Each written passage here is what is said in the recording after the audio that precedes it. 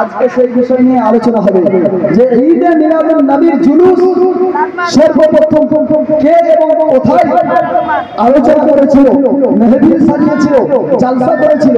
বিরাদার মুআজ্জাজ সামাইন, আমার আল্লাহ পাক রব্বুল আলামিন যেন যখন হযরত আদম আলাইহিস সালামকে সৃষ্টি করলেন, সৃষ্টি করার পরে হযরত আদম আলাইহিস সালামের পিঠে পিঠ মুবারকের উপরে একটা হাত রেখে দিলেন।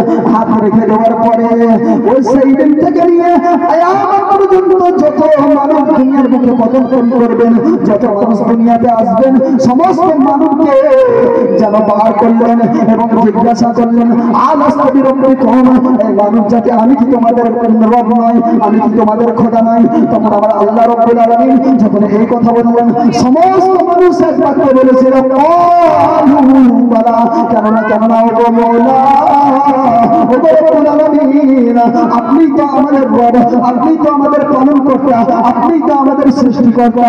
ব্রাদার মুআজ্জাজ, এই মেহফিল যখন হতেছিল, এই মেহফিল হওয়ার পরে যখন মেহফিল শেষ হয়ে যাওয়ার পরে সমস্ত ফারিস্তা নিজের নিজের ডিপার্টমেন্টে নিজের নিজের চাকরিতে যখন যেতে থাকলো, আমার আল্লাহ রাব্বুল আলামিন জিবরিল আমিনকে একটা ডাক দিয়ে বলে, ও জিবরাইল, ও মুআমিনুল মালায়েকা, হেড অফ দ্য ডিপার্টমেন্ট, ফারিস্তাদের লিডার, ফারিস্তাদের কমান্ডার, ফারিস্তাদের হেডমাস্টার, শোনো, পালালে চলবে না। আর একটা মেহফিলের ব্যাপার আছে, আর একটা সভার ব্যাপার আছে, আর একটা আয়োজনের ব্যাপার আছে। আর সেই আয়োজনে যেন খাস মানুষ যারা আছে, নির্দিষ্ট কিছু মানুষ সেই আয়োজনের মধ্যে আসতে পারবে, নির্দিষ্ট কিছু সম্মানীয় ব্যক্তি সেই মেহফিলে আসতে পারবে।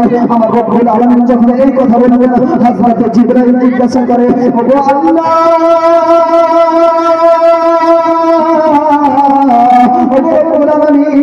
ইতিমধ্যে যখন আপনি রবের কথা স্বীকার করানোর জন্য সমস্ত আদম জাতিকে আপনি বললেন আলাস্তু বিরব্বিকুম, আমি কি তোমাদের প্রভু নই? সমস্ত মানুষ বলল, সেখানে গরিব ছিল, মিসকিন ছিল, ফকির ছিল, সেখানে গুনাহগার ছিল, সেখানে নেককার ছিল, সেখানে নবীগণ ছিল, সেখানে আল্লাহর ওলিরাও ছিল, সেই জায়গায় কাফিরগণ ছিল, বেদুইন ছিল, মুশরিক ছিল, হিন্দু ছিল, মুসলমান ছিল। এক কথায় যে কিয়ামত পর্যন্ত যত মানুষ আসবে সমস্ত মানুষ সেই মেহফিলে হাজির ছিল। কিন্তু মাওলা, এখন আপনি কি বুঝাতে চান যে এই মেহফিলের মধ্যে যেমন তেমন মানুষ, সমস্ত মানুষরা শামিল হতে পারবে না, কিছু কিছু নির্দিষ্ট ব্যক্তি, সম্মানীয় ব্যক্তি যেন এই মেহফিলের মধ্যে আসতে পারবে? আপনি কিসের মেহফিল সাজাতে চান? হযরতে জিবরাইল আলাইহিস সালাম বলছেন, মাওলা, আপনি যখন রবাবিয়তের জন্য সাবিত করার জন্য সমস্ত মানুষকে ডাকলেন, গরিব ফকির মিসকিন, এক কথায় কিয়ামত পর্যন্ত যত মানুষ দুনিয়ার বুকে প্রজন্ম করবেন সকলকে তুমি ডাকলে, কিন্তু এখন কোন মেহফিল করতে চাইছো, এমন কোন জালসা করতে চাইছো যে জালসার মধ্যে তোমার খাস বান্দারা, তোমার নির্দিষ্ট বান্দারাই ঢুকতে পারবে? তখন আমরা আল্লাহ রাব্বুল আলামিন বলে, ও আমার জিবরাইল, শোনো, সেইটা ছিল আমার রবাবিয়তের জন্য, সেইটা ছিল লা ইলাহা ইল্লাল্লাহর জন্য, কিন্তু এটা হচ্ছে মুহাম্মাদুর রাসূলুল্লাহর জন্য।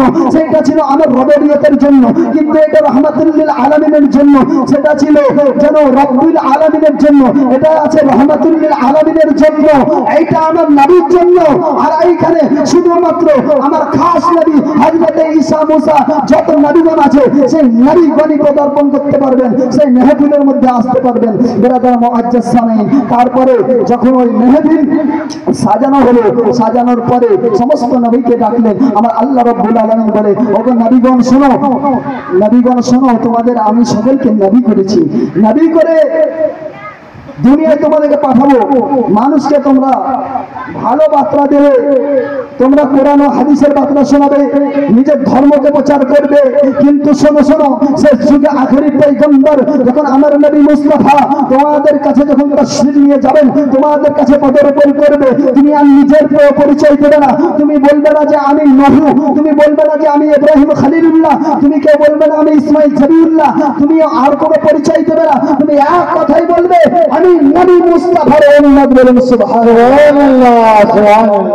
যার কারণে নারায়ে তাকবীর, নারায়ে তাকবীর, নারায়ে রিসালাত, নারায়ে নারায়ে খাজা, নসরাত আলা হযরত ইলমা আহলে সুন্নাহ, নারায়ে তাকবীর, নারায়ে রিসালাত। সুবহানাল্লাহ। তার জন্য ব্রাদার সাহেব বলেছে যে নূরে নবী জেরে